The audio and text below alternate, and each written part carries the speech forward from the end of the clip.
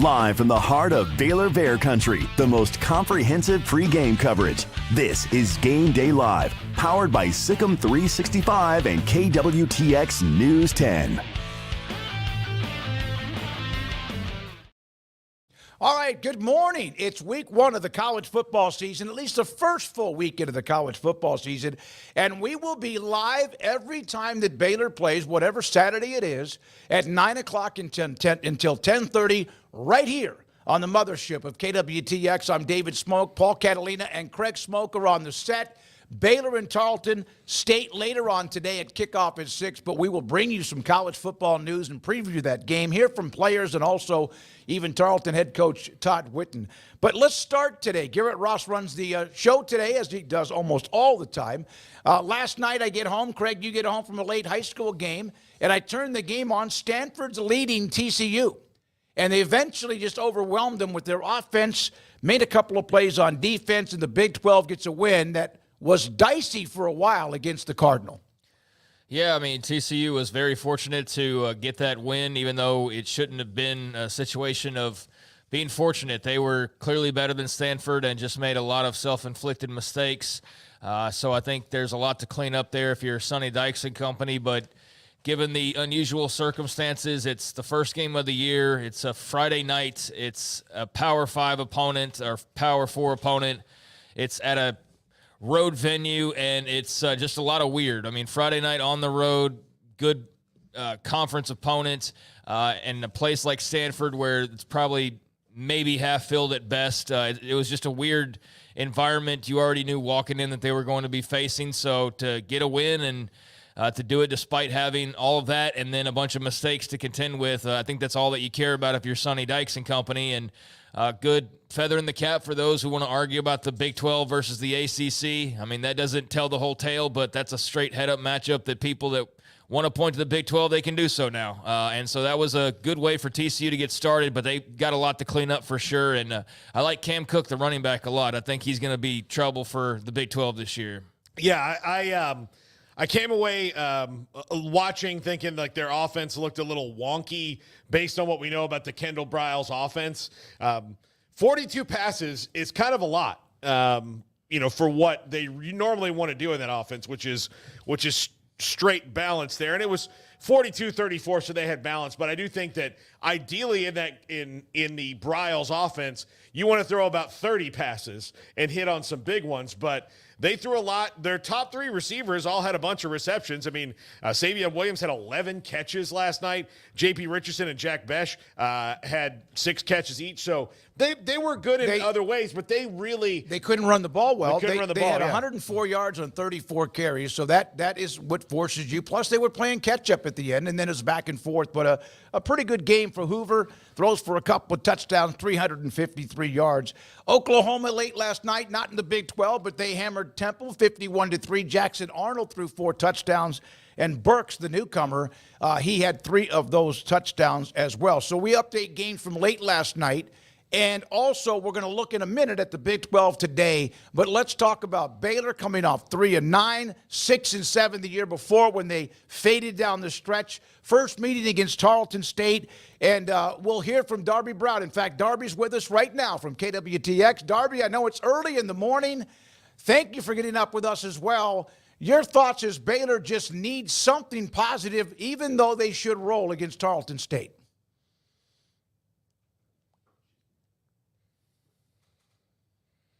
We don't have audio? You're muted. We don't have audio? Darby, you're muted. Oh, she's muted. I'm sorry. Let me see. All right, let's try to get that. Garrett? I just sent her a text. Okay, we'll go back to her. Let me know when she's ready again. We just need something to see as who we are and what Dave Aranda and his staff need to see, because honestly, we don't know what to expect from them because of so many incoming new faces, like most everybody in college football. And but the excitement of at least the quarterback, DeQuan Finn, what he can bring to the table on the offensive end. He's the dual threat they haven't had in a while. I mean, Blake Shapen could move around a little bit. Gary Bohannon could, but he wasn't as much of a passing threat as he was a running threat. So if this turns out to be what they really think it can be, They should have a lot better success on offense this year. The problem is that we know more about DeQuan Finn, the skill players, the running backs. We don't know much about this offensive line and how it's going to look together, and it might be an issue. Yeah, I mean, DeQuan Finn was a big investment this offseason, and we have not been able to see him fully unleashed, nor do I think they have either. They've had to protect him and certainly haven't wanted him running around during practices the way that he will be finally today. So to see the cuffs come off and to see the full array of his skill set is something I'm very much looking forward to, and it's going to play a massive role in what this overall big picture looks like. But there are plenty of questions throughout this team, starting with that offensive line. And as much as I'm excited to see DeQuan Finn, I also know that he could be partially neutered if they're not able to block for him or open up holes or protect him. So I'm going to be looking right at that offensive line, and hopefully if they're able to do their part, then we're able to see DeQuan Finn flex his legs and flex his arm and show why he was such a big get for them this offseason. All right, we're still working on getting Darby from McLean Stadium. We'll go back to that in just a moment. Garrett, let's flip the script here. Here is Matt Jones, linebacker Matt Jones, DeQuan Finn. Speaking of DeQuan Finn, they spoke with the media earlier this week about this game, the opening week, and Matt Jones says the obvious, but it's good to hear that they must set the tone early. Go kick off, you guys jumping at the bit to play somebody else? Oh, yeah. Can't wait. I was just telling him, can't wait to finally hit someone else, hit another opponent, I can't wait for the whole atmosphere of the stadium, just the Friday going to the hotel leading up to the game, just the whole process. I love it. I'm ready for it. Just how important is it to kind of start fast and kind of start the season on a positive note? Yeah, I think it's one of the most important things, going out there, setting the tone, starting fast. You can't go out there and start slow. You can't go out there and give them hope. We got to go out there and, put our foot on their throat from the beginning and not give them any hope, any chance. They're a good team. It's Tarleton. They run their conference. So, we can't let our guards down. We just got to go out there and, like I said, put our foot on their throat from the beginning and stop them. Can a game like this kind of set the tone for kind of the rest of the season? Yeah, I think any game in the beginning, no matter who the opponent is, you can set the tone for the rest of the season. Just like last year, Texas State, we didn't really set the tone and see how that led. So you come out, you don't set the tone, you don't do your job.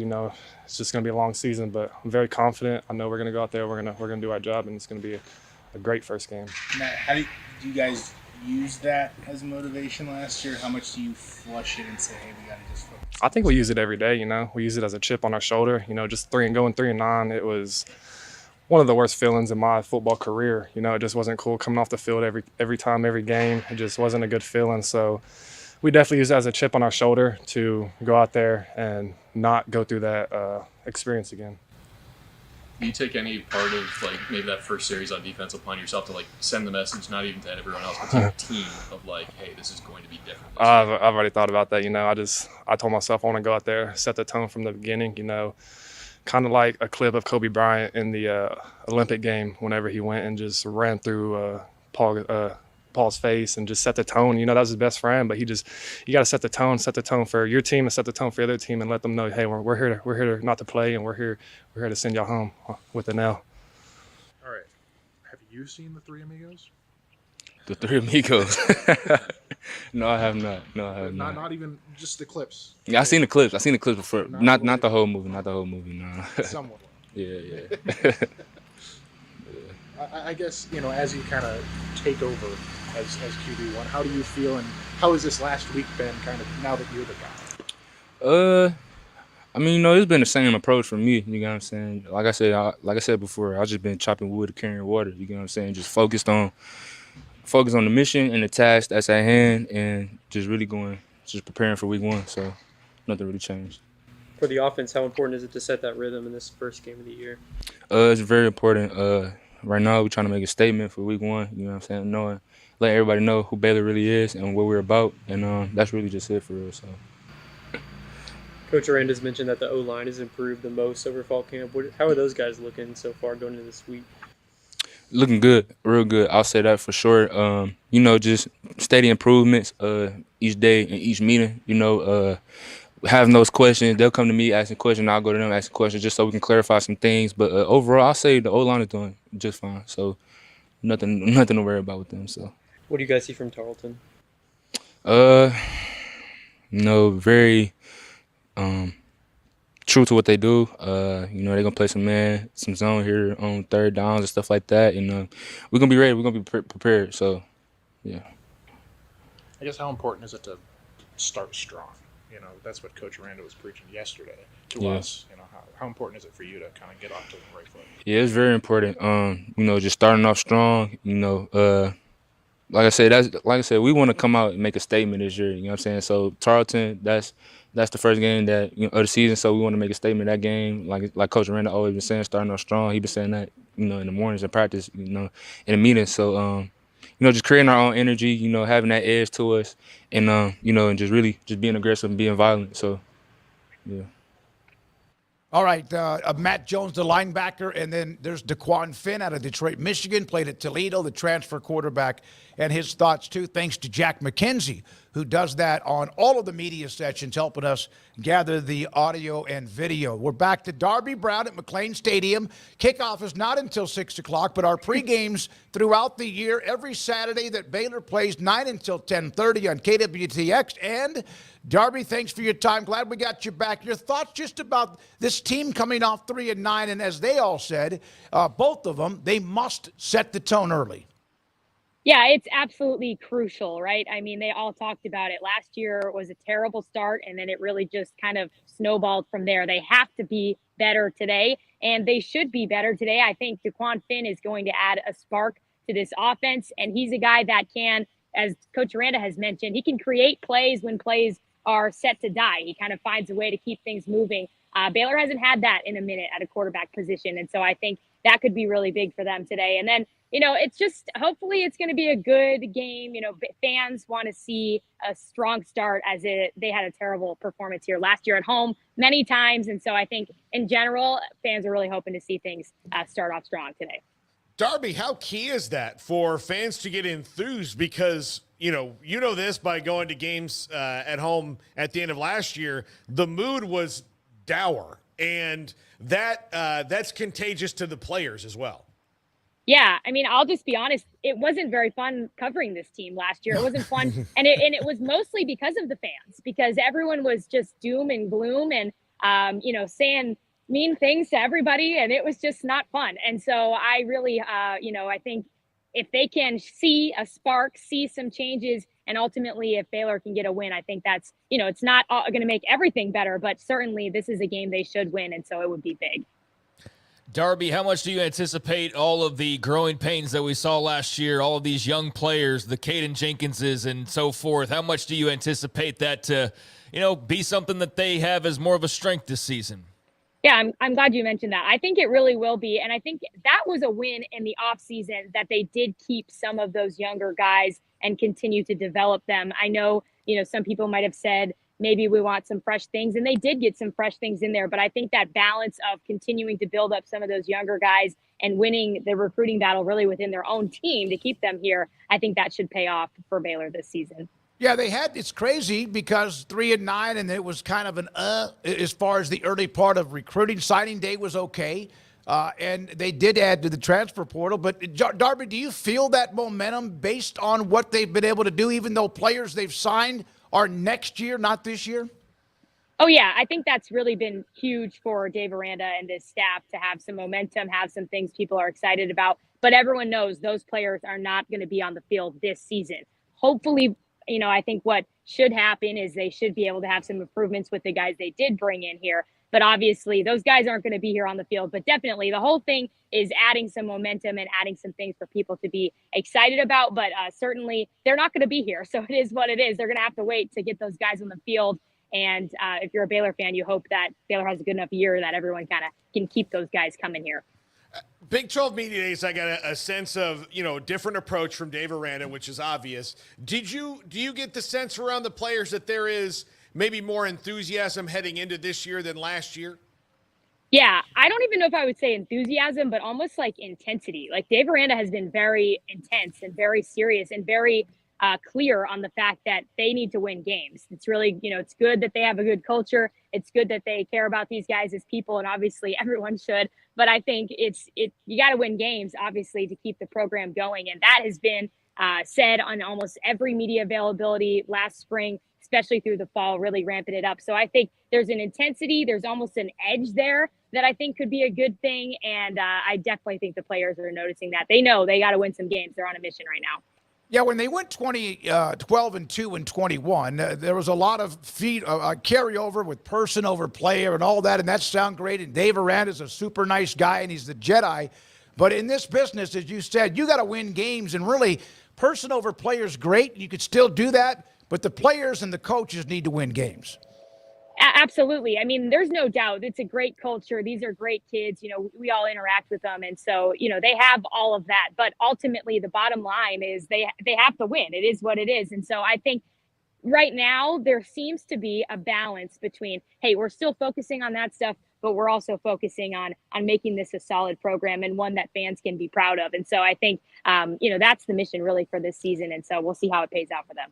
By the way, before we let you go, we'll have you again later in the show. Darby, I watched the coverage you guys had of high school football leading up to the opening week, of course, Thursday night, and then again last night. And you and Chad did a great job with how you set that up, because that could be monotonous. Every year, the same thing. Wanted to compliment with you. I've sent you a text on that. Congratulations, and I hope you had a great first couple of nights of high school football.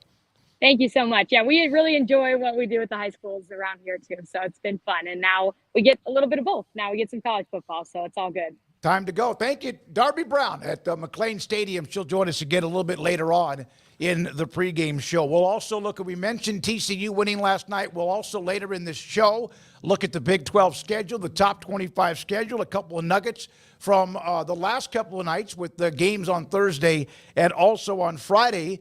So far, the Big 12's 5-0. And then you look at their schedule, and they should be 5-0 with a couple of games that were testers, Colorado, North Dakota State, and then last night that game with TCU and also Stanford. But they're 5-0. And anything, and like Craig said in a text message, I think it was last night, they beat an ACC team no matter what they did. And then, of course, North Dakota State, nobody wants to play them in non-conference. And Colorado and Shedeur and company and Travis Hunter and Dion came up with a win at home. Garrett and I talked about that game at length yesterday on the show. But curious as to you guys' opinions, I would tell you the only thing I see different from Colorado is there's a different conference, and that's about it. Like the way that their style of play hasn't changed. Their offensive line's a little bit better, but their finesse is out-finessing everybody, but they have no nitty-gritty.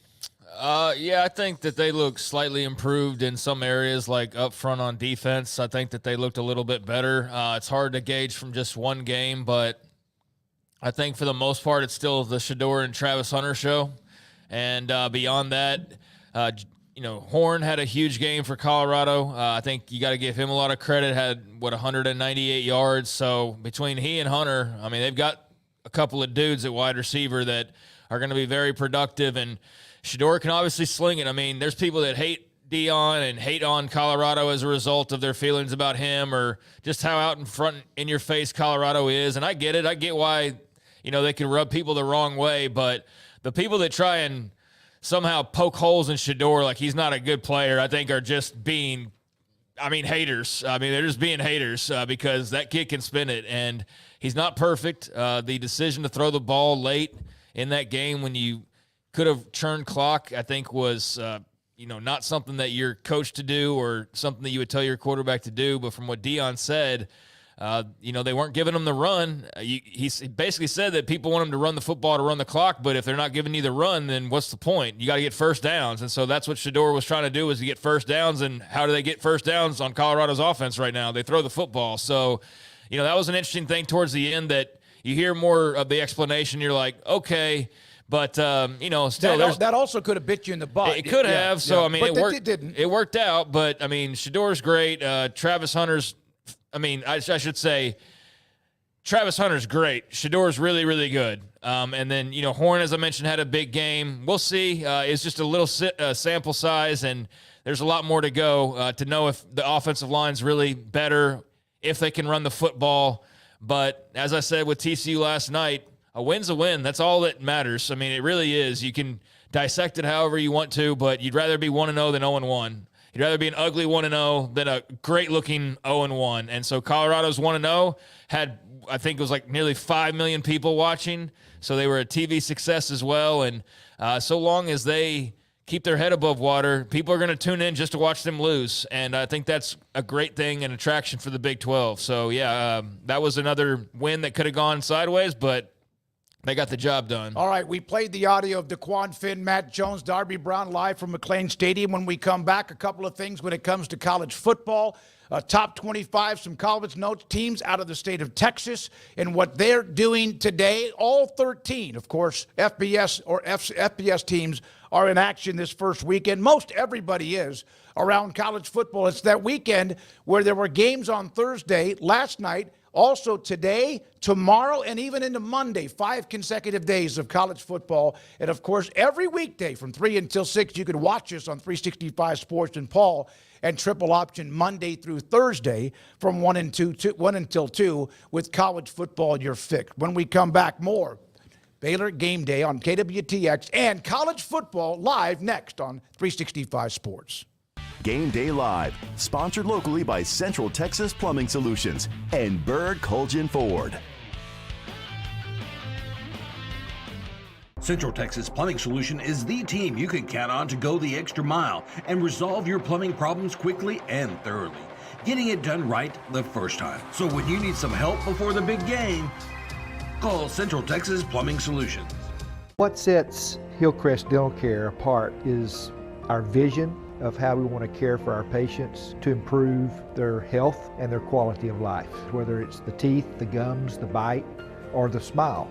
Because I didn't feel anything at all. When I woke up there, I had everything done. I go to the restaurant to eat, and the waitress said this, "You got new teeth." So they noticed them too. If you want something done that is good and permanent, this is the place to go. Waco is the heart of Texas. Centrally located and home to industry-leading distribution centers like Amazon, Walmart, and Tractor Supply. From Waco, it's easy to get anywhere you want to go. And at Jeff Hunter Toyota, we have the perfect vehicle to get you there. Like the new Toyota Tundra, Toyota RAV4, Highlander, and Tacoma. Go where you want to go in a new Toyota. Find yours today at Jeff Hunter Toyota. Toyota quality, Waco values. Central Texas Plumbing Solution is the team you can count on to go the extra mile and resolve your plumbing problems quickly and thoroughly, getting it done right the first time. So when you need some help before the big game, call Central Texas Plumbing Solutions.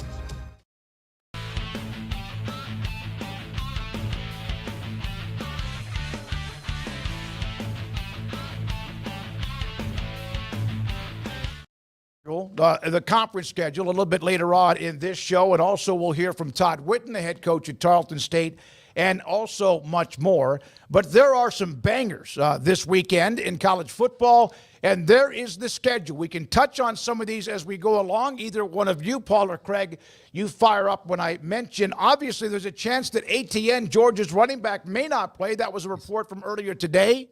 I think he's out, right? Okay, he's out. That's why I brought it up. 14th ranked Clemson and Dabo Swinney against Georgia and the number 1 ranked team in the country. That's an 11 o'clock start, kickoff, right, in Atlanta, and that game on ABC. I think that obviously not having ATN is big. His brother played at Clemson. They're very close. So this would be a game where if I was going to be suspended, it would probably sting a lot. But he was not necessarily the only running back for Georgia, and we know that. So while they're not going to have that burst and a guy transferred in from Florida and is really incredible, I don't know how much it's going to affect what their overall game plan is against Clemson. Clemson needs to muddy this game up as much as they can because they're going to be outskilled and they're going to be outexperienced. One of the things that Dabo Swinney has taken the chance of when it comes to not getting in the transfer portal, almost every team that they play from now on is going to be older than them. So you better hope that your young guys are better than those older guys, and he's pretty good at that. But even still, there's going to be a veteran tilt in almost every single game that they play this year, and Georgia certainly has more experienced guys than Clemson, and I think that's kind of where the rubber meets the road here in this game. Yeah, I mean, Georgia should be fine without ETN, but they also lost Robinson to surgery, so they're going to be playing with some young running backs. I mean, that's going to be the big factor is if these young running backs are ready. I don't think it'll be, the tail of the tape is just the running back position. So I think that's why it's not, devastating news for Georgia. And I think you've also been preparing for this, right? Like you had to have some idea this was coming.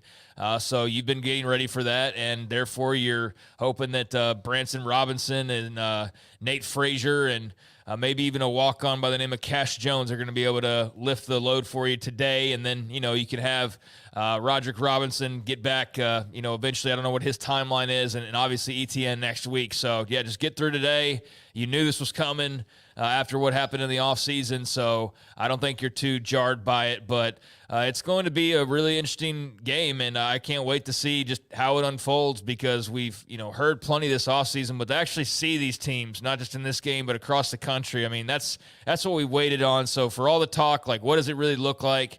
And especially in a big mega matchup like that, I'm very curious for both sides. Roderick Robinson, the second out with that surgery on his turf toe, and now ATN because of that arrest. Georgia has to send messages in some ways because of the rash of problems they had off the field during the offseason and, of course, the tragedy a couple of years ago. And then this one, a huge game for the Big 12. It's a big game for Penn State and also James Franklin. But Neil Brown and the Mountaineers, they had alum Pat McAfee, who donated $1 million to their NIL yesterday. They eventually, after they closed all the high schools and schools around the county, they eventually shut down the campus. It is a mad, crazy atmosphere in Morgantown, West Virginia, and what could be a massive win if West Virginia can get it done. I watched a little bit yesterday and thinking they're going to run out of really cheap beer. They're going to have to put some of that NIL money. McAfee's going to have to pick up bar tabs for kids on Advil who can't. Look, they're going to run out of the lower rung stuff. They're going to have to start. McAfee's going to have to start throwing in for maybe some higher end beer so that they can get it because they're going to run out of that there in West Virginia. I'm picking West Virginia straight up and down in this game. I mean, they're 8.5-point dogs.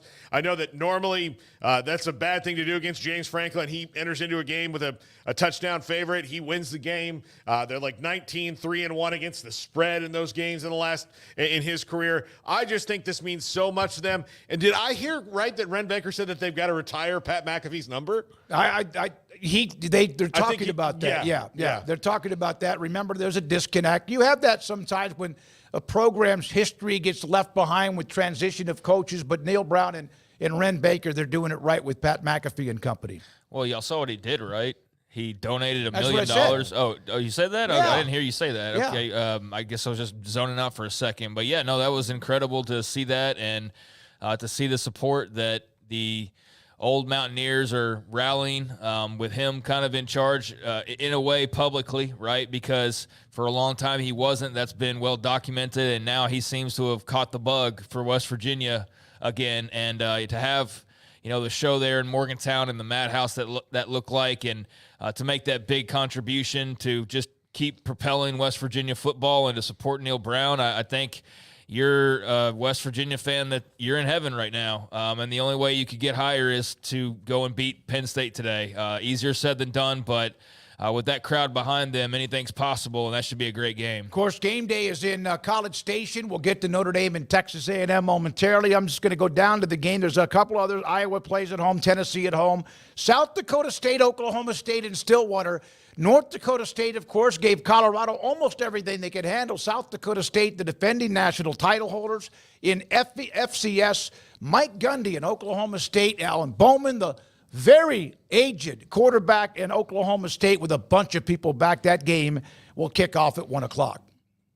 Yeah, I'm curious to see, how Oklahoma State comes out and tries to punch back at the same way. I think they'll be a little better prepared than Colorado was. And again, this is not a knock on Colorado. It's more of a compliment to Mike Gundy. He's got more experience and that teams play together more. And I guess giving Colorado a little bit of credit against North Dakota State, that's an elite FCS team. They've played together a lot longer than your guys have. So there was going to be some probably continuity things in a 50-thing stretch. I don't think Oklahoma State's going to have that continuity problem when they play South Dakota State. Looking forward to seeing Ollie Gordon and just them back in the saddle with basically everybody back at their disposal. I think if you're Oklahoma State, just take care of your business, stay healthy. This shouldn't be a huge challenge, although it's one that you've definitely got to, be mindful of because it's no slouch that's rolling in. But they should be able to handle their business just fine. And, I look forward to seeing Ollie Gordon back in the saddle doing his thing. 2 more games in the top 25. Also, Kansas State, of course, at home against UT Martin. That game kicks off tonight at 6. A couple of games we touch on, and then we need to break. Miami with Mario Cristobal, year 3. Lots of expectations on the road in Gainesville against Billy Napier. And in a program in Florida that needs something good to happen. Not sure it happens today against the Hurricanes. Well, I mean, these are 2 programs facing similar level of expectations year in and year out from their fans that have not delivered lately. Mario Cristobal has far less pressure on him than Billy Napier does, but going into the Swamp, Billy Napier's got a lot of pressure. Mario Cristobal's got a lot of pressure. Classically, the Hurricanes don't play well in the Swamp. Classically, most human beings don't play well in the Swamp when they go there. So given the fact that that's such a difficult place to play, even though Miami looks like they are roster-wise head and shoulders above Florida, I don't know what we're going to see from Billy Napier when he's backed into a corner, and I think this could be this would be a bloody battle. It'd be a heck of a win for either one. It'd be a great win for Florida, and Miami needs it too to start the year right. One more game to touch on. There's the rest of the schedule. Notre Dame and Texas A&M. Did you guys know that Rudy, the real Rudy, is going to be at Kyle Field? Game day's there right now. It will be 108 10 whatever thousand they can jam into Kyle Field.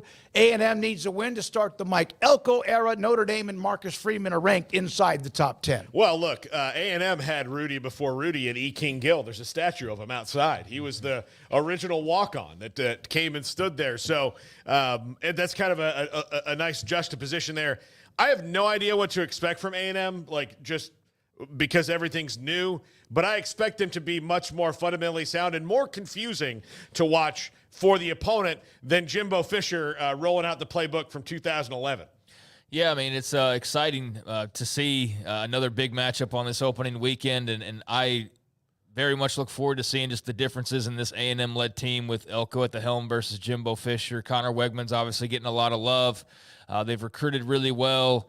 And Notre Dame's obviously a team that's got a lot of talent in their own right. And Marcus Freeman, I think this is a game that they need to kickstart their season. So whoever emerges victorious is going to have a big win under their belts right out of the gates and is going to be well set up to move forward. But should be, much like in Morgantown, a rabid crowd in College Station. By the way, thanks to KWTX and that great crew, the control team, Josh Young, of course, when we sat down a couple of years ago to discuss what we could do to do the Game Day Live. And then this year we moved it to 9 o'clock every Saturday morning following the local news.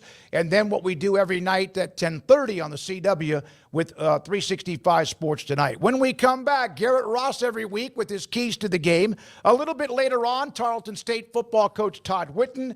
We'll also hear a little bit from Phil Bennett and others on this opening game with Dave Aranda and Baylor in need of a win no matter who they're playing. This is Game Day Live.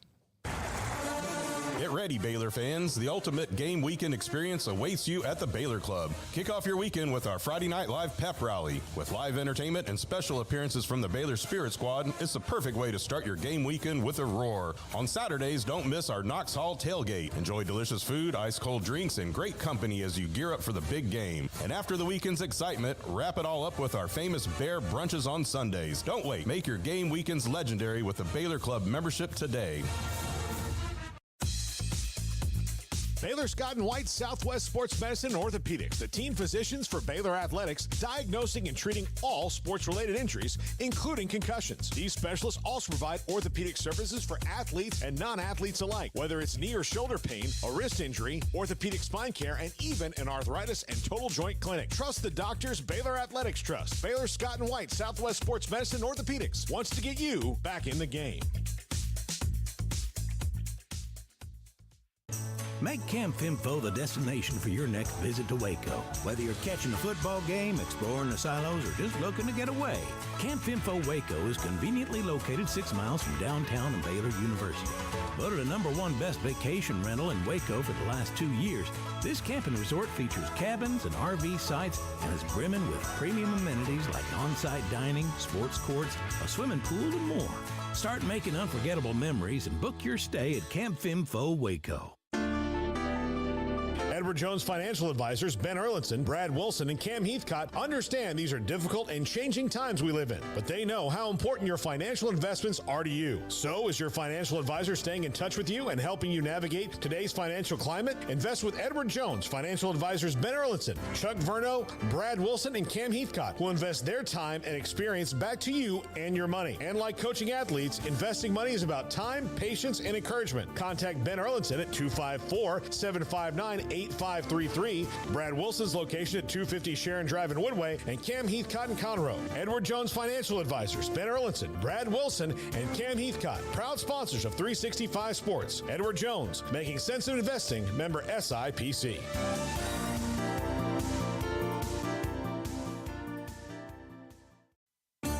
There are 26 letters in the alphabet, over 600,000 words in the dictionary, and just 3 of them said together can change everything. Let's order pizza. Those 3 words lead to dough made from scratch and 3 fresh signature cheeses that blanket golden crust in a heavenly melt on Marco's Pizza that'll blow your mind. So visit marcos.com to order and stop by Marco's Pizza in Belmead, China Spring, Woodway, and in Robinson. Marco's. Pizza lovers get it.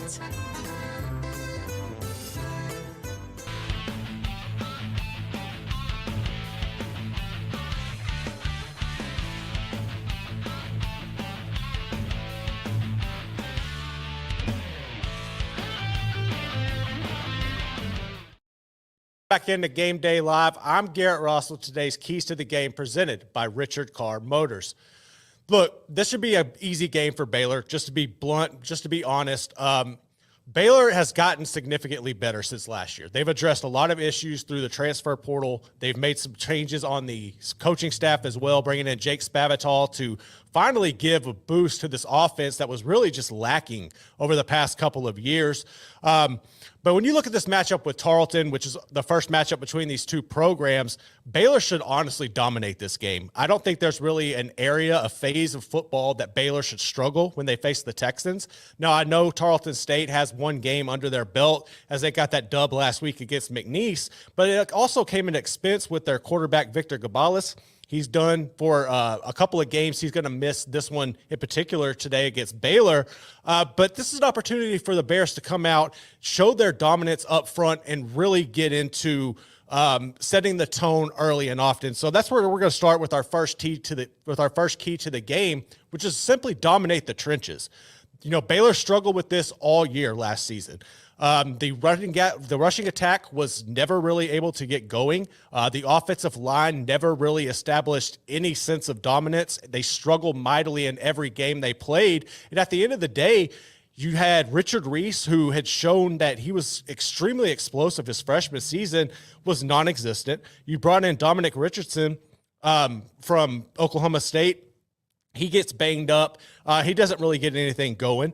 And it just led to both of your quarterbacks getting injured. Blake Shapen got hurt. Sawyer Robertson also got hurt. And they could never get any push. Their offense never really got going. And then on the flip side, their defense, they could not stop anybody. You had TJ Franklin that was coming back. You had Gabe Hall coming back. You expected both of those guys being elder statesmen in the lineup to really take a step forward, and they just didn't do it. And I don't think that was necessarily coaching. I think when you're at that point in your career, it's really about your own motor and getting in your head. Like, you've got to step up and become that dude. And that just never happened last year. And, you know, on the plus side for Baylor, you do have your leading tackler and Matt Jones back. So that's nice. And as old as he is, and as long as he's been in this scheme, especially with Dave Aranda calling the plays, like, Matt Jones should be able to take that next jump that he's kind of been lacking up to this point. But then you also have Trevin Maye coming in, who got some reps last year as he transferred in from Oregon, but he never really had an impact. I think having a full off season under his belt, that should help with him as well. You have Jackie Marshall, who should also be able to come in and cause some disruption up front. And I think this is just a must. You have to be able to do it in this game, because if you're not able to do it against Tarleton, you're not going to be able to do it all year long. Like, this is your one opportunity, and you really need to be able to get cohesive, build a bond, because next week when you go into Utah, I mean, if you watch that game on Thursday night, the Utes are ready. They're going to be extremely difficult. They're very physical, especially on their defensive line. So this is a good opportunity for Baylor to come out, and if they aren't able to push the Texans around, my God, we are going to be in for another long season. But I really don't think that's going to be the case. I think Baylor should come out, handle Tarleton in the trenches, really just establish what they want and push the Texans around. So that kind of leads into our second key to this game, which is just run the ball at will. Last year, we saw it. We talked about it a while ago. Baylor was never able to get any rushing attack established. You also had two guys at your quarterback position, whether it was Chapin or Robertson, who are in the game, that's just not their skill set. They can take off and run, and more so Robertson than what Chapin was able to do. But at the same time, if you're not able to block for them, you can't get anything going, you're screwed. And I think right now, Baylor needs to come out, and hopefully they get that leverage up front. You have a whole stable of running backs, whether it is Richard Reese, whether it's Bryson Washington, who has really gained a lot of attention in camp over the course of this season. There's been a lot of rave reviews coming out for what he's been able to do. You have Dawson Pendergrass, who we've seen last year was honestly their most successful running back. When you have another year under your belt there, he's only going to get stronger. And then you have Dom Richardson, like we mentioned. There's a good core, and if you go and look at the depth chart that was put out, it's all oars. There's not like one designated starter on here. That was the case for multiple position groups, but in particular, I think you're going to take a running back by committee approach with Baylor. I think that's kind of where we're at right now in general with the running back position, especially as you see this the way things have unfolded in the NFL. But this is a great opportunity for Baylor. I honestly think they should have multiple guys come out and rush for over 100 yards in this game. I would honestly be shocked if that wasn't the case. And then here's the kicker. While we were talking about all those quarterbacks and the injuries and not being able to really elude the pressure that was in the pocket, you bring in Daquan Finn, who's your MAC player of the year last year. This cat's been clocked at over 20 miles an hour running. You saw what he was able to do against Ohio State. He's been able to rush on multiple opportunities, not just in the MAC and destroy people, but other Power 5 programs when he was there for the Rockets as well. And I think that's something that Baylor has been missing. I'm not saying he's RG3 by any means, but this is going to be the closest thing with the legs that you've seen since that. And we know how exciting that was here in Waco. It was a blast to watch. And I think Finn can bring that type of energy. He's just going to have to be consistent. And I'm going to be honest, I was able to see a little bit this year, and he's in practice, and when he gets loose, man, it's fun. It's going to be really key. But I also think, like, when you have as many running backs as you do, and you have a very versatile quarterback, and you look at the way McNeese was able to run the ball with their quarterback last week against Tarleton's defense, there really shouldn't be an issue for Baylor in this game at all. There just really shouldn't be. And finally, at the end of the day with this, our final key is going to be just stay healthy. I mean, in the games like this, it's crucial to stay healthy. I think this is one where you just kind of come out, you get your reps, you leave your starters out there, not as maybe about a quarter, maybe the first half, and then you start pulling, because there's no need in risking an injury, especially when you look at the schedule going forward. You only have one team left, and that's Air Force in a couple of weeks, who isn't a Big 12 foe. Now, granted, the Utah game next week is a non-conference game, but at the end of the day, that's still a Big 12 team, and a very good Big 12 team at that. So it's only going to get more daunting for Baylor as the schedule goes and progresses through this season. But this is one where you just got to be smart. You got to be just diligent with what you do. And if you're this coaching staff, you hope to just get out there, establish something early on, build that lead, get everybody out, and just stay healthy and continue to roll and build off the momentum, hopefully, of a dub heading into next week. I think Baylor could do that. I picked the Bears to win 42-10. Honestly, with Gabalis being out, I wouldn't be surprised if Baylor is able to extend that and beat Tarleton worse than that. But at the end of the day, Tarleton's going to come out. They're going to give their best shot. Just stay healthy.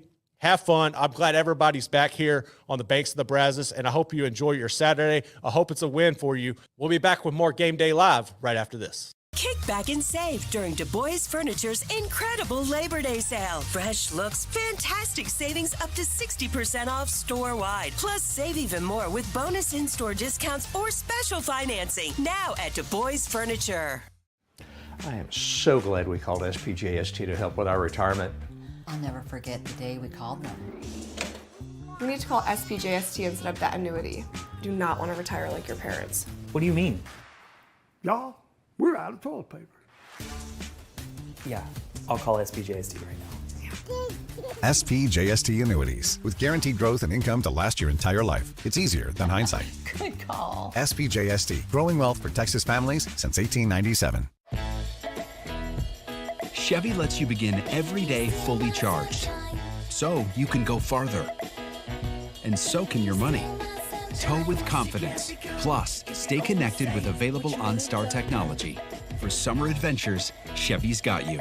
Well-qualified buyers can get 1.9% financing on this 2024 Silverado. Or get $5,750 total cash allowance. That's 10% below MSRP. Chevrolet, the #1 selling brand in the Waco area. Every great date starts with a great night's sleep. Now during Du Bois Furniture's Labor Day mattress sale, upgrade your sleep and save up to $900 on select Stearns & Foster, Tempur-Pedic, and Sealy adjustable sets. Only at Du Bois Furniture. An innovation for second chances. Monday night at 10 on KWTX.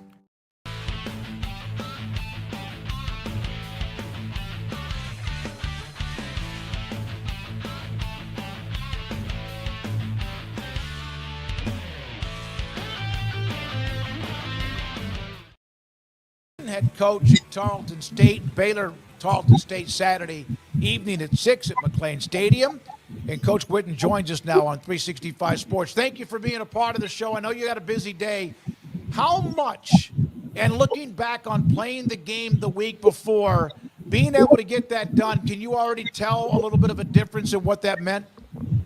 Well, yeah, I'm a firm believer. I think this is year 20 for me being a head football coach, but yeah, I think you learn a lot week one, and a lot of the real improvement you make is early in the season, is between week 1 and 2, maybe week 3. So it is good to have that initial game kind of under our belt, and so I don't think there's any question it was good for us, and a lot was learned.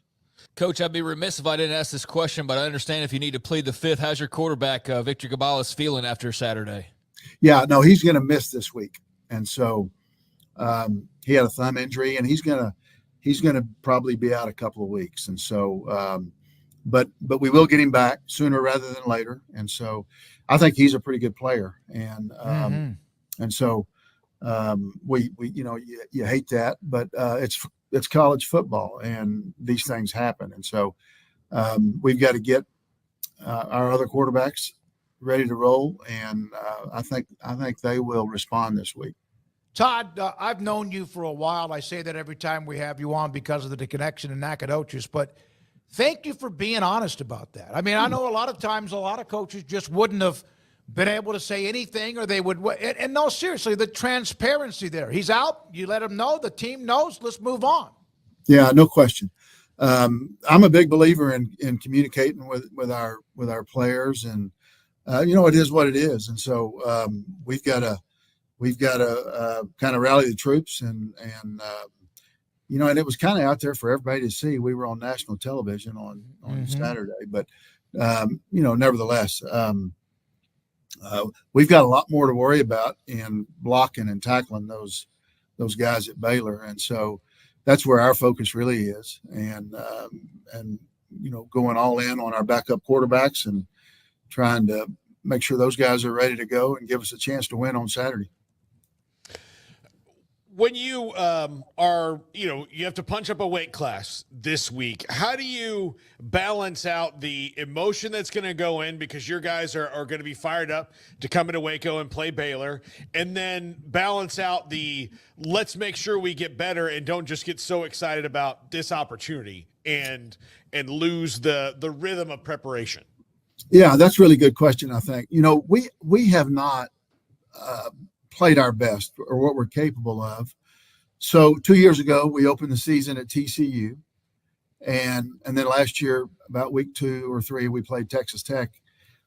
And we just sort of got overwhelmed, and we got off to slow starts, and it's hard to dig out of a ditch like that, when you play up a division. And so, one of the real keys is to getting off to a good start. I wouldn't say a fast start, just get the game going and try to keep from having shooting yourself in the foot. A year ago, our first possession on offense, we threw a pick 6. And so stuff like that. But make no mistake, every time we tee it up, our plan is to go to Baylor on Saturday and play really well and get out of there with a win.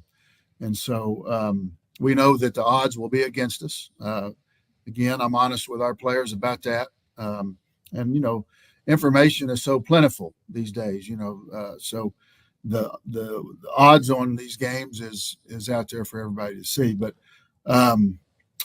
we have a good team, and we've got a lot of good players, and we've had 3 really, really good days of practice and preparation. And so our plan is to win every game we ever play. And so, we've got 26 seniors on this football team. And so I think they will be there and they will fire their best shot. As a coaching staff, we just have to do a good job of having a good plan and navigating all the different things that go into this. And so, but I think our fellows they'll be ready and again, really excited. And it's a great opportunity for any football team that gets the opportunity to play up a division. So many changes. Jake Spavital, now the offensive coordinator. Coach Aranda now heavily involved with the defense as much as he is the head coach. Do you have, and DeQuan Finn, the transfer from Toledo, do you have any idea what to expect this weekend? Well, I think Coach Aranda is just as fine a coach as there is out there anywhere. I know when he was a defensive coordinator, he was considered the very best in the country. And so, I think he's got a wonderful staff there. And I think they had some unfortunate things a year ago, but I think they've got all the makings of a good team. And so, but to answer your question, we got to go back and we got to look at Cal, for Spavital. We go back and we've been looking at 2019 LSU, and then also studying the personnel from the Baylor squad and the new guys and the transfer quarterback from Toledo. And so a lot of different things you've got to tend to now in these early games where there are some question marks, but yeah, it's never easy. I like the idea of the NFL where you get about 3 or 4 preseason games, but we don't get those in college. So they're all really important. This is a separate game. It's Tarleton against Baylor. It's this year. A lot of new places, new faces, especially with the transfer portal.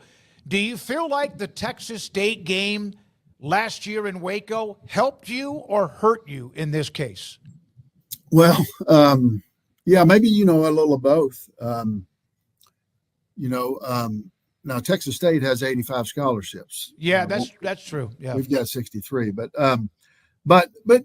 probably a little of both. Everybody involved in the Baylor program is going to point to that game, say, let's not let that happen again. And so we can point to that game and, everybody's eligible to go and play well, no matter who the opponent, and to come out of there with a win. So we have a good football team, a good football program, and we're going to fire our best shot on Saturday. Hey, Todd, great conversation as always with you. I know you got a lot on your plate. We'll see you Saturday. Axum Jackson, also good luck to Tarleton State this weekend. Okay, thank y'all for having me on. Todd appreciate Whitten, y'all. Head coach at Tarleton State. Game Day Live, sponsored locally by Central Texas Plumbing Solutions and Bird Colgin Ford. Central Texas Plumbing Solution is the team you can count on to go the extra mile and resolve your plumbing problems quickly and thoroughly.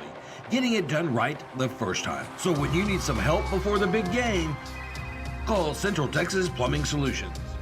Hi, I'm Mark Stewart with Bird Colgin Ford. Get out of the heat and come check out our Labor Day sales event in the largest showroom in Texas at Bird Colgin Ford. Right now, get 3.9% on the F-150. Save big with 2.9 on the Ford Explorer. Don't miss 1.9 on the Ford Escape. Come celebrate the final days of summer during the Labor Day sales event at Bird Colgin Ford. Experience better at BK Ford. What sets Hillcrest Dental Care apart is our vision of how we want to care for our patients to improve their health and their quality of life, whether it's the teeth, the gums, the bite, or the smile. Because I didn't feel anything at all. When I woke up there, I had everything done. I go to the restaurant to eat, and the waitress said this, "You got new teeth." So they noticed it too. If you want something done that is good and permanent, this is the place to go. Central Texas Plumbing Solution is the team you can count on to go the extra mile and resolve your plumbing problems quickly and thoroughly, getting it done right the first time. So when you need some help before the big game, call Central Texas Plumbing Solutions.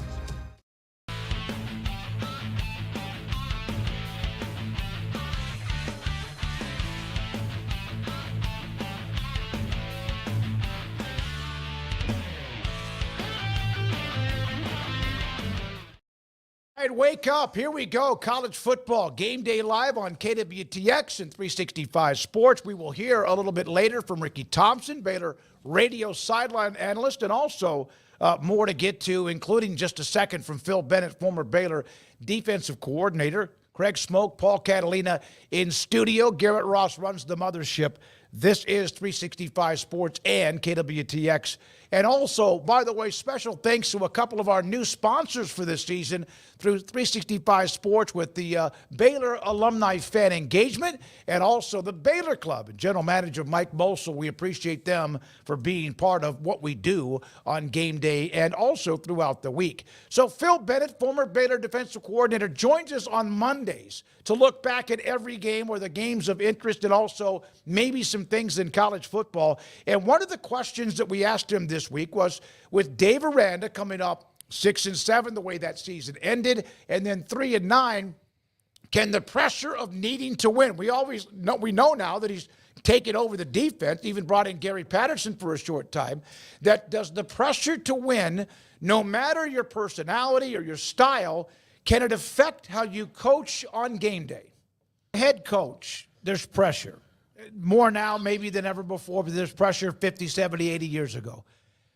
In reference to someone like a Ryan Day at Ohio State who's got this incredible talented team, or someone like Dave Aranda at Baylor who needs to win, can, other than the obvious pressure of being a head coach, can the legitimate heat of your future and job affect how you coach on game day? Oh, absolutely. We're human. Yeah. Smokey, you know that. Yeah. Now, Ryan Day, I can tell you right now, all they want to talk about is his $20 million season. It's a $20 million payroll. If he doesn't win the Big Ten in the playoffs and win it, it's not going to be a good season for him. And that is pressure, a different kind of pressure. Dave Aranda's pressure is, hey, they started off good. He 21, they won the league, and then it's been in a decline since then. Can he restart it? His restart will be, if they could go 7-5, in my opinion, from what I saw a year ago, that would be a really successful season for him. So that's Phil Bennett, defensive coordinator at Baylor back when they were winning conference titles that back-to-back year. And, of course, he's also been at a lot of schools and under the Bill Snyder regime at Kansas State, the former A&M star. and also coached there, Oklahoma, you name it, Arizona State. He has been there, North Texas most recently. So I don't think there's any question. If it doesn't matter what you're doing, if you're like trying to pass the driver's ed test or you're trying to get your license, some people handle that pressure differently. And if you fail it, then the next time it's even worse. It's more, and by the way, that's from personal experience with me because I couldn't parallel park. But your guy, as far as what Dave Aranda, he has a different tone. There's a different look. That doesn't mean there will be different results, but how much do you think that comes into play? I know they're supposed to win easily tonight, but we said that probably about Texas State last year too. Yeah, I think this is a little bit different, but everything's got to come into play for them. They didn't do most things right last year, so everything kind of had to be changed. And whether it is going and spending more money on NIL, finding the right culture pieces for you, and that's probably a problem too. Where Dave Aranda focused so much on culture, sometimes you can maybe let some things slide, or you don't see that you had some guys that you need to get rid of. So this roster had to be rebuilt and reshaped in a different way than Dave Aranda's ever done it. And it's not just about money, it's about culture, it's about fit and all those things. And hopefully they found that. Yeah, I mean, there were so many changes. It's hard to just sit there and focus in on one single thing. I'm very hesitant to get too into the weeds on Dave Aranda's personality and how he acts and how that's like the overwhelming issue with their results. I mean, it's a sliver of a million different things. I don't think his attitude means they can't block for the quarterback or can't tackle or blow assignments or can't make the catch when they need to. All of things that were problems last year, primarily because they were young and maybe at times lacking a little bit of focus. But, I mean, yeah, there's a pressure there. They can't sit there and go play every game, though, like they're trying to save Dave Aranda's job and have that in their minds as something to worry about. They've got to go do what he always says, which is play green, and that means not sitting there worrying about outside noise or influences. So, I think that's going to be there, that pressure, because it's unavoidable, but I don't think that's anything that you focus in on or do anything but maybe use as motivation to some degree. Ultimately, though, you just got to go play football and can't worry too much about, the particulars like that. Yeah, and you change coordinators. Jake Spavital is now the offensive coordinator, a completely different, wide-open offense that you still need to be able to run the ball, which we think the running back room might be the possible strength of this team. That also allows DeQuan Finn to do his thing. If you open things up and widen things up, then maybe he gets loose once or twice or three times a game. And then Aranda taking over the defense. Matthew Pallage is still a part of it, and the other coaches as well. What do you think? Do you think we'll see a team that plays angry, that plays fearless, that plays in control? And don't you need great speed around every position to be able to play that way? He's not a guy that likes to get too aggressive. He likes to contain things and then possibly have a chance to get to the quarterback. The biggest surprise I saw in the last two teams from Baylor was the lack of speed that they had.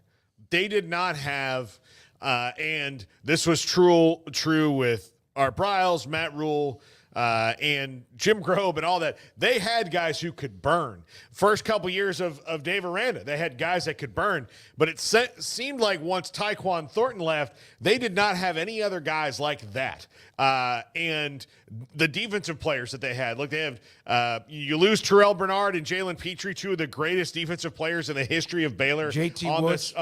On the same team. You lose all that. They lost a lot of speed and athleticism, and they did not replace it. Like, you're not going to just go and get another Jalen Petrie. Like, that's not something you can do. He's unique, but the athleticism that those kind of guys displayed, they just didn't have those guys on either side of the ball anymore. That's where I'm most surprised. Like, you might have raw athletes, that's fine, but I'd like to see those raw athletes when they're making mistakes, making them like at high speeds. Yeah, if you're going to make a mistake, make it aggressively, Craig. I mean, the other thing too is that those are some of the best players this program's ever had. So that's part of what they're missing as well, is some of the best talent they've ever seen, which was all compiled on that 2021 team. That was also 3 years ago. Mm-hmm. So, that's pretty notable that it's been 3 years, and if they're still searching for those things, and that's pretty problematic because, at some point you got to move on. And I think that it's a well past time for them to move on from 2021 and, start to show a different side with a different group and different names that can make their same kind of mark. But yeah, that 2021's doing a lot of holding up of some weight the last couple of years, and it's time to move past that. I think one of the biggest mistakes, Craig, and you're exactly right, those are difference makers, and that was just a combination, is they didn't take advantage of that 12-2 team. They didn't take advantage of it in recruiting. They didn't take advantage of it in the transfer portal, which they've admitted to. Yeah, I mean, and also, again, that's 2 years ago. So, yeah, that's true, and it's been well documented, but it's also, it doesn't matter now, that mistake, it's still registering, but the whole acknowledgement of it's been out there, and that clearly is something Aranda's talked about, but, yeah, that happened 2-3 years ago, and, man, it's well past time, with some of that other stuff, to move on and start to, turn a new corner. Yeah, hopefully the Caden Jenkins of the world, that big scoop and score that turned the game on its ear against UCF and things like that, you see more of it. They need it. Listen, they need it. There are some weaknesses. We're going to find that out, even some of those tonight against Tarleton State. But the game again at 6 o'clock. This is Game Day Live on KWTX and 365 Sports. One note from the Baylor Club. They're selling memberships at their tent that is at the HEB tent on the concourse at McLean Stadium. Join today and get a victory brunch for 4 tomorrow for free. So that is available today from the Baylor Club inside McLean Stadium, but at the HEB tent on the concourse. Back with more, including we're going to look at the top 25 again. Also, the Big 12, more focused on that, which included top 25 games. And then Ricky Thompson joins us a little bit later on. This is Game Day Live. Baylor alumni are more than 160,000 strong. When we all join hands to support our university, we don't just move the needle, we move mountains. Working together, we create life-changing opportunities for students on the field, in the classroom, in the laboratory, and in life for generations to come. So get connected, get involved. Learn how at baylor.edu/alumni. Score big savings at the Kickoff to Savings event at Richard Carr Buick. A first-year All-American and a 2024 Car and Driver Magazine Editor's Choice, the all-new Buick Envista starts at only $23,990. Or make the winning drive in a 2024 Buick Encore GX SUV and save $4,000 for non-GM car owners. Qualified buyers get 0.9% financing and no payments for 90 days. Score your deal at the Kickoff to Savings event going on now at Richard Carr Buick. At Richard Carr, we give you more. At Ideal MRI, we feel blessed to be part of the Waco community. We're a small family business here in Central Texas. At times like this, the cost of healthcare has never been more important. And unfortunately, significant illnesses and injuries still occur. And that's why Ideal MRI is open and here to serve you through this difficult time. So if you need an MRI, ask your doctor about Ideal MRI. You can schedule online in minutes at idealmri.com or call 833-IDEAL-MRI. Make Camp Fimfo the destination for your next visit to Waco. Whether you're catching a football game, exploring the silos, or just looking to get away, Camp Fimfo Waco is conveniently located 6 miles from downtown and Baylor University. Voted a #1 best vacation rental in Waco for the last 2 years, this camping resort features cabins and RV sites and is brimming with premium amenities like on-site dining, sports courts, a swimming pool, and more. Start making unforgettable memories and book your stay at Camp Fimfo Waco. Get ready, Baylor fans. The ultimate game weekend experience awaits you at the Baylor Club. Kick off your weekend with our Friday Night Live pep rally. With live entertainment and special appearances from the Baylor Spirit Squad, it's the perfect way to start your game weekend with a roar. On Saturdays, don't miss our Knox Hall tailgate. Enjoy delicious food, ice-cold drinks, and great company as you gear up for the big game. And after the weekend's excitement, wrap it all up with our famous Bear brunches on Sundays. Don't wait. Make your game weekends legendary with the Baylor Club membership today. Baylor Scott & White Southwest Sports Medicine and Orthopedics, the team physicians for Baylor Athletics, diagnosing and treating all sports-related injuries, including concussions. These specialists also provide orthopedic services for athletes and non-athletes alike, whether it's knee or shoulder pain, a wrist injury, orthopedic spine care, and even an arthritis and total joint clinic. Trust the doctors Baylor Athletics trust. Baylor Scott & White Southwest Sports Medicine and Orthopedics wants to get you back in the game.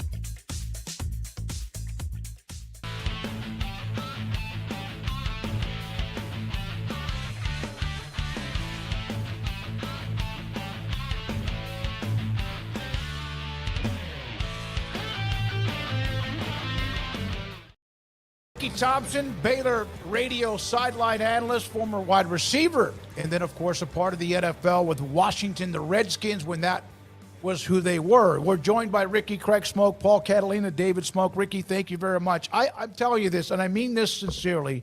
I have no idea what to expect on Saturday. Do you? Smoak, I really don't. I saw a couple of scrimmages, and scrimmages are so hard for me to judge because you've got, even if you got one-on-ones, you have an offense and a defense that have watched the other side. They know exactly what they're going to do. They know what the play calls are. And particularly when you have an offense that has maybe scripted the scrimmage, there's just no way to tell because you can't make any adjustments. You can't adjust the play call. You can't do a lot of things that particularly this spread offense will do when you can make adjustments. So it's just hard to tell. So I really just watch individuals and see what I think and judge it from there. And with all that said, I don't have a clue. I really don't. I think that Saturday is going to be so important to see. I do know that this team has a different attitude. I think that's clear. I think the approach will be different. I think the pregame approach will be different. I know the game time approach will be different with Dave running the defense, Spav running the offense. I'm really anxious to see how that dynamic works. And I think we'll learn a lot Saturday just from that. But I'm encouraged. I think there's a lot of talent out there. And I think here's my one thing that I do know. This is probably the fastest team we've had since, at least 21 and maybe all the way back to some of the Browse era team. I know the last team Rule had had a lot of speed, but this team can run everywhere. And that's one thing we've been missing. You can't coach speed, and we do have guys that can run. Ricky Thompson segment with us. JJ Joe will join us every other week as well from Baylor Radio, brought to you by Richard Carr Motors and also Alliance Bank. Paul? Ricky, DeQuan Finn, named the starter, shouldn't be a surprise. He's super athletic. But how athletic will he have to be if that offensive line struggles? And especially considering last year in the early games where you thought the offensive line could kind of gel and push around some of these teams. If they don't do that against Tarleton State, isn't that like a red alert there? Well, I think possibly it is. But remember, too, they have shuffled these guys back and forth positions, different guys in different positions. And I just think particularly as many new guys as there are involved in that offensive line, it's going to take 2 or 3 games to really get guys in the right spot. So I think some of that can be just getting guys in the right spot. Now, against Tarleton, whoever they have in there, they should be able to handle it. Now, that doesn't mean they will. We could have said the same thing about Texas State 2 years ago or last year, and that didn't happen. But I think talent-wise, these guys look really good getting off the bus, if nothing else. I'm telling you. They look like an offensive line, and I just think we get these guys in the right spot. But going back to Finn, again, can't coach speed. I think his reaction is really good. His arm is probably average, but it doesn't have to be a great arm in this offense, so that doesn't bother me. And the pure fact, to me, there's nothing worse on a defense than being 3rd and 9, having all your guys covered, and you got a quarterback that takes off and runs for 15. That is so disheartening. And with Finn back there, that's something we haven't had in a long time. And I think it's going to be a weapon, and I think Spav will use it. So in that regard, speed everywhere, and I'm encouraged by that. And you're right, no surprise he was named the starter. Ricky, who's a name, and maybe it's DeQuan Finn, but who's a name or a unit maybe you've heard about this offseason that intrigues you most? Well, you know what? One of them, I'm going to surprise. I'm going to pick the receivers for one, and I think again, we're going back to speed. We're going back to some of these transfers. Ashton Hawkins, for one, the dude is probably 170. He's got hands that were like Raymond Chester, a tight end I played with. They're huge. Yeah. And I've seen him make 2 or 3 one-handed snags. And I don't mean just reach up and stop it. I mean catch it like it's a baseball. Great hands, really good speed. And I think the combination of him and Monterey in that inside slot, number one, I think it's going to make Monterey better because he better play because Ashton's going to. And I heard him at one scrimmage coming back to the huddle, and he screamed, "Throw me the dang ball." Not the exact word he used, but he was saying, "Throw me the ball." And, man, I like that.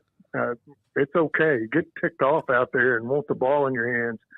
And I think he's a guy that we're really going to be excited about. And then, of course, you've got all the guys coming back. Hal Presley, Keytron, Jackson outside. And I tell you what, Trigg, this guy is a specimen. And if he gets his head around this offense, he is a guy that is, 6'3", 6'4", 250, and they can play him in the slot, in the spread. That's tough, guys. You put a 5'9" corner on that and see what happens. Ricky, you mentioned the demeanor. It's one thing to say it. It's another thing to do it. How do you know? Do you know? Do you know if someone's just saying it or when they actually truly do believe it? Well, I don't think you know it till you see Saturdays. Practice is practice, what Allen Iverson said many years ago. Oh, yeah. But, you've got to practice and you got to do it well. I'm not making light of that, but practice doesn't count. Those catches in practice, you don't see those on any stat. You don't see practice tackles on the stat sheet. The only ones you see are the ones under the lights. And it's a different atmosphere. You can't recreate that speed in practice. I don't care what you do. So it's game day. And I think that's all that we'll know. And that's the only way we'll be able to tell is how these kids react during the game. But I just think there's an opportunity there that we've not had the last couple of years as far as maybe talent and the attitude. And I think they do need to win a couple of early games to get the feel of it. You got to win the Tarleton game. Utah on the road is going to be tough. You have to come back and beat Air Force and then go get after Colorado. You end that up 3-1 or so. There's no telling where these guys go after that because you've got some confidence and some wins in your pocket. So I think these first games are going to be very, very important. Ricky, defensively, is the strength of the team in the secondary or is it up front? Paul, I think it's up front. That may be the reverse of what some think, and I'm not saying that the secondary is not talented. Of course, you got Caden Jenkins back and Lemire and a lot of these guys that are talented and good players that have a lot of depth back there as well. But it just seems like these front 7 guys, to me, look pretty talented. And if you've got a pass rush up there and the ability to stop the run and make these teams throw the ball, I think that's a huge advantage. I know we've struggled some there. So I think it's these front 7 guys that have a chance to be pretty good. Ricky, what was it like after all of the off-season work and, in the case of the NFL, training camps, but I guess training camps in college as well, but just what was that like to finally get into that first real game, that feeling for better and maybe even for worse because you realize, hey, we're not quite ready here, but what was that like from your standpoint? Yeah, I think, Craig, it was always a relief. It was always so good to have camp over. That is such a grind, and I know that don't particularly have 2-a-days like some of us old guys did, but it's still a grind. It's hard, it's hot. It's a lot of work. You're going against your own guys. And I just think it's such a relief to get out of camp and get into a schedule and play other guys and really see where you are. And I think that attitude and plus the other thing, remember too, that practice backs off. They try to get these guys legs under them and should be And other than health issues, this should be as good as these guys have felt since the day they walked in first part of August. Ricky, thank you very much. Can't wait to the next time. We'll have JJ next week, and we'll have you the week of that, 1974, the memories against Air Force. Look forward to that and some of your memories of that great year that you mentioned that won the Southwest Conference title. Ricky Thompson with us, former Baylor receiver and also sideline analyst for Baylor Radio on 365 Sports. Kick back and save during Du Bois Furniture's incredible Labor Day sale. Fresh looks, fantastic savings up to 60% off store-wide. Plus, save even more with bonus in-store discounts or special financing. Now at Du Bois Furniture. I am so glad we called SPJST to help with our retirement. I'll never forget the day we called them.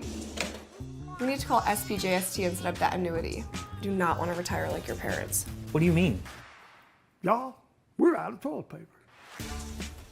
Yeah, I'll call SPJST right now. SPJST Annuities. With guaranteed growth and income to last your entire life. It's easier than hindsight. Good call. SPJST. Growing wealth for Texas families since 1897. Chevy lets you begin every day fully charged, so you can go farther. And so can your money. Tow with confidence. Plus, stay connected with available OnStar technology. For summer adventures, Chevy's got you. Well-qualified buyers can get 1.9% financing on this 2024 Silverado. Or get $5,750 total cash allowance. That's 10% below MSRP. Chevrolet, the #1 selling brand in the Waco area. Every great date starts with a great night's sleep. Now during Du Bois Furniture's Labor Day mattress sale, upgrade your sleep and save up to $900 on select Stearns & Foster, Tempur-Pedic, and Sealy adjustable sets. Only at Du Bois Furniture. An innovation for second chances. Monday night at 10 on KWTX.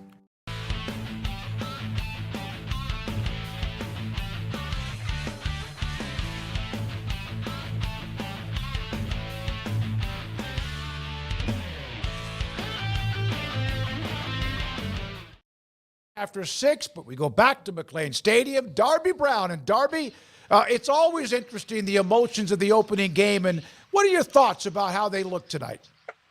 I think it's really the thoughts of many that we're not exactly sure how they're going to be, but we're going to find out tonight. That's the good thing about it, finally getting to see the full product of this team. There's been a lot of changes, as well documented. At this point, you just got to get tired of talking about it, quite frankly, and you're just ready to see truly what this team will be. They have a good opponent tonight. Obviously, Tarleton losing their quarterback is big for what this game really could have been, but a good opportunity for Baylor to show out and get a good start here tonight.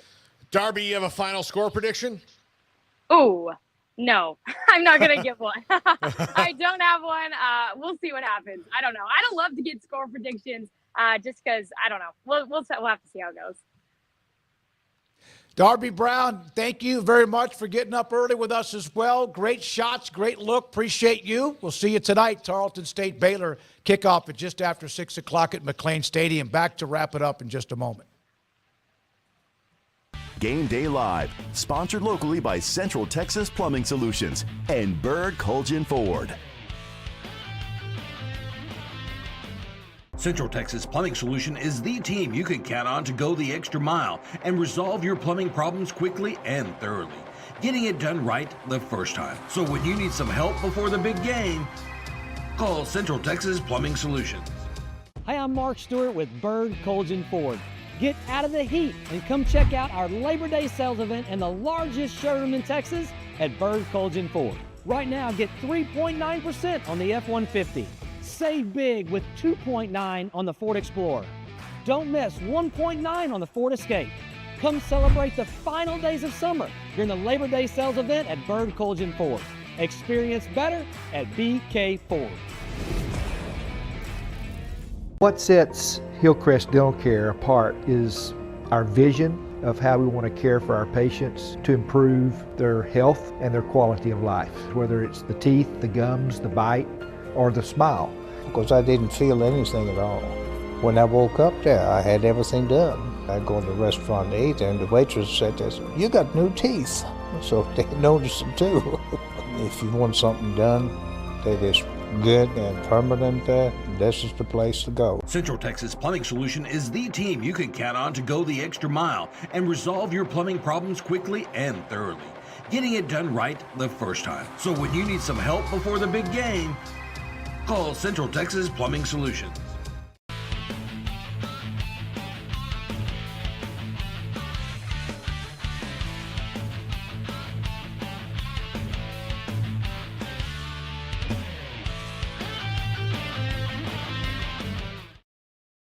Of Game Day Live 2024, the college football season. Tonight, just after 6, Tarleton State, Baylor at McLean Stadium. We've heard from players. We've heard from analysts. We've heard from Todd Whitten, the head coach at Tarleton State. And throughout the year, we hope to mix in some conversations with coaches on the staff and their view of what they see and what they expect. Paul, Craig, your thoughts about tonight? I know we were asked about predictions. The quarterback, starting quarterback, Tarleton State, had a thumb injury. He's not playing. Todd Whitten told us that. I thought they were going to win no matter what. Does that change your mind on how much?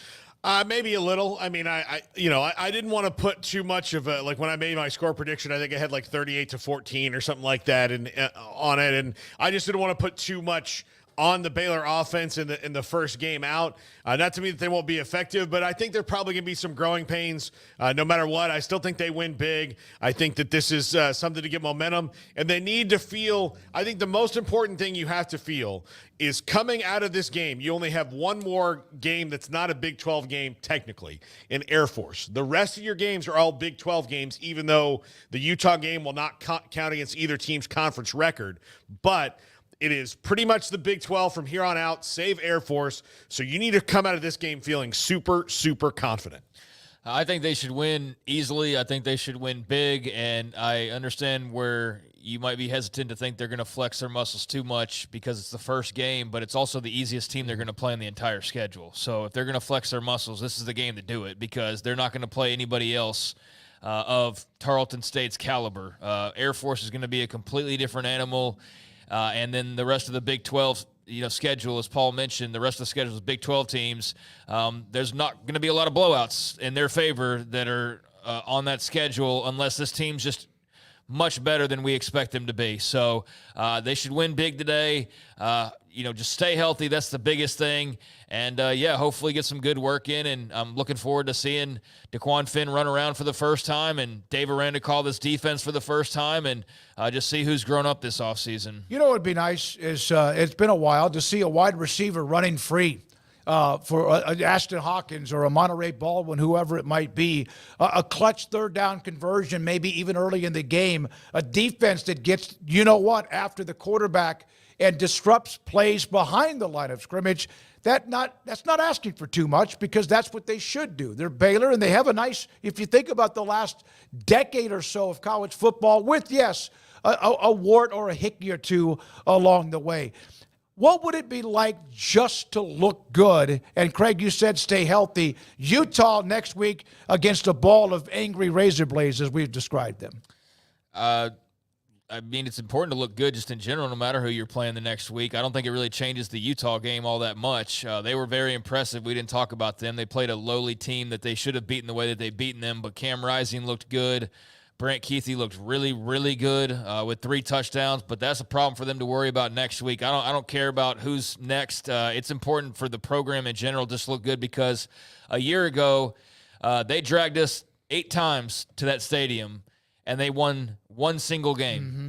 And it was towards the beginning of the year. And that was one of the worst, most just dragged out, agonizing football seasons I've ever personally been a part of on a weekly basis. So I think it's huge to look good for your fans that show up so that they continue to show up and you don't put them through what that was like last year. Paul, less than a minute, Darby even brought that up. Not only was it hard for the fan base and the coaches, it was hard to cover them last year. It was hard to do everything. It was, it was like eating your vegetables over and over and over again and then not getting dessert. Broccoli or what? Yeah, you remember like when you were a kid and your parents were like, gotta eat your vegetables, you won't get dessert. And then like, okay, I ate them. Like, yeah, sorry, we lied. I remember Brussels sprouts, and I tried to hide them in my milk, and my mom always looked at the bottom of the glass, and nope, you got to now eat them no matter what. Garrett Ross, great job. Thanks to everybody back at KWTX. Thanks to our sponsors. Thanks for those of you who got up early with us today. We'll have a post-game show immediately following Baylor and Tarleton State. For Garrett, Craig, Paul, and everyone else, I'm David Smoak. Have a great Saturday. If you need a system repair or replacement, call the good folks at Clark Heating and Air Conditioning. They're family owned and operated since 1999 and offer best of the best installation, maintenance, and customer service. Being Waco's Tempstar Elite dealer, they have the best warranties and financing options. The Clark team is knowledgeable, well-trained, and ready to serve you. Call Clark Heating and Air Conditioning today and see why they're Waco's Tempstar Elite dealer. I would never forget the picture that I have. I'm the only one that's not smiling. Even though I'm with my close friends, I felt alone. I didn't feel pretty. I didn't feel confident. When I got Invisalign, I built my confidence. It was the best investment that I could do.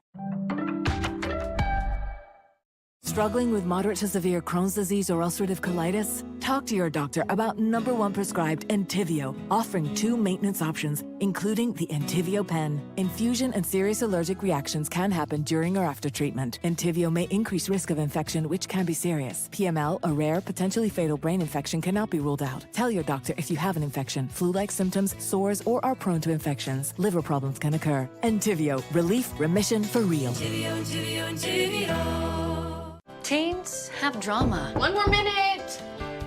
Braces add more drama. Oh, how does anyone do this? Invisalign is better oral hygiene and no drama. An innovation for second chances. Monday night at 10 on KWTX.